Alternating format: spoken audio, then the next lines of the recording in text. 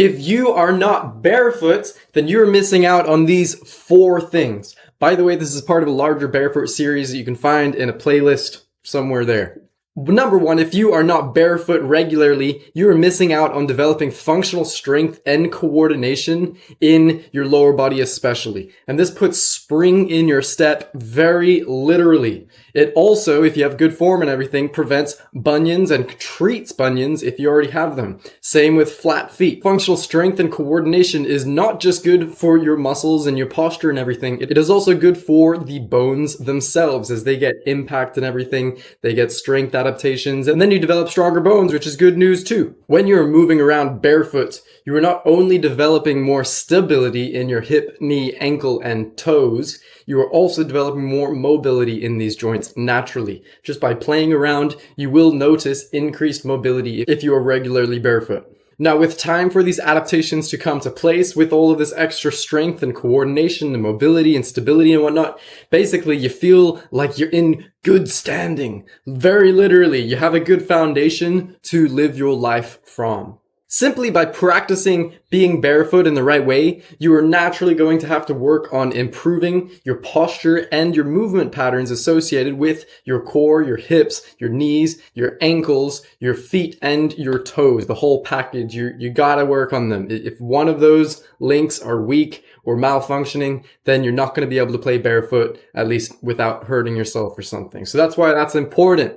Number 2, if you are not barefoot regularly, you are missing out on the fast feedback that helps improve your form. If you walk dysfunctionally in shoes, generally you don't notice as much. It may not hurt as fast. You may not be able to see your alignment or pay as much attention to it. So you can get away with a lot more stuff without it being really bad, really fast. But if you practice barefooting, then you'll notice if you're stomping the ground and whatnot, and you'll correct that by changing the way you move your feet. You'll be able to see your toe alignment, and if they're pointing sideways, which is telling you you're probably going to get bunions worse and worse and worse if you don't change something, then you can correct how you're positioning your feet, maybe lift the arches a little bit, change how the lower leg is moving, and start to straighten up those toes while you're walking. Now, when you are wearing shoes regularly, you do get one good piece of feedback, and it is not fast though. But if you look at the bottom of your shoe, you'll be able to see where it wears down fastest. And I bet if you looked at your shoes on both of them right now, it is not worn evenly. There's probably an inside edge or an outside edge that is worn more, maybe just on the left foot, maybe just on the right foot, maybe the toe's really worn down, but the heel isn't, or vice versa. Very, very rarely do we actually see a pair of shoes that wears evenly side to side, front to back, and all of that on both shoes. But that would be a sign that you are marvelously functional and could spend a lot of time barefooting, and you probably have good form at that point, right? So this is why I love barefooting, because any sort of dysfunction is generally very obvious, and that helps you correct your form faster. That is a win. And as you practice walking barefoot with good form, a strong, functional, balanced, stable, energetic stride and foundation on the lower leg will be the norm, and you won't ever want to give it up by letting your form get sloppy again, because you will notice it and you'll feel it and you're like, nope, that is not me anymore. I need good form because it's really important. I need good form because otherwise it just feels wrong. So number 3, if you're not barefoot regularly, you are totally missing out on the anti-inflammatory and anti-aging effects of the free electrons from the earth. As soon as you plug into the earth, as soon as you ground yourself electrically, has to be electrically, you can't be above the ground or on something like rubber shoes. You need to plug in to the ground to get these electrons into your body.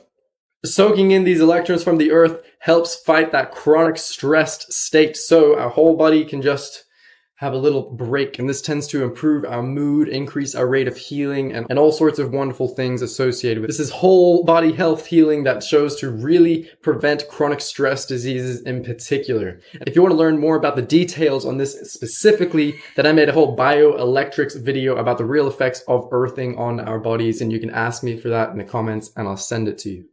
Number 4, if you are not barefooting regularly, then you are not practicing awareness and sensitivity to the earth. One, the vulnerability of being barefoot forces us to be more aware and not sleepwalk while we're going around town. We don't want to be mindless. And if you're in big boots or something, steel toe boots, or even just regular shoes, you can get away with a lot. You can trouse through a whole bunch of stuff and not really worry about it. And when you're barefoot, you have to be careful with your step. Otherwise, you might hurt yourself. But what happens naturally is that you step more carefully on the land. So if you care about not causing a lot of destruction when you go for a hike or something, or you walk through the bush, being barefoot is a wonderful way to do this. You can see the example perfectly if you have two people walking through the woods. The person in shoes is probably going to plow ahead. They're going to step on all sorts of things, all sorts of bugs that they may not see, thorns. They're going to have a pretty high destructive impact on the earth compared to the barefoot individual that's being careful with their step, feeling the ground, being aware of the plants that they may disturb because, one, it might have thorns, or it might be a really cute little flower. And because they're looking down, they're watching their step, they're noticing a lot more of that. You have a totally different walk when you're barefoot, and I think that is really special. It's almost like your presence and your attention to detail is rewarded. You notice a lot more, which is more rewarding on your walk, and you don't harm the environment as much. And I think that really adds up, especially if you're walking off trail. I'm going to admit that sometimes I walk off trail to places that trails don't exist, right? And you have to be very careful with your step, otherwise you're being very disrespectful to the land. And as a forager, I know that is especially important because if you're in shoes, you're waltzing through without awareness, then you could be stepping on a bunch of food, about just sprouts or something that could have been a great big nice berry bush or something, but instead you stepped on it and now it's not going to be anything. Better to be barefoot and practice awareness and presence, or even if you're in shoes, practice awareness and presence like a barefooter would.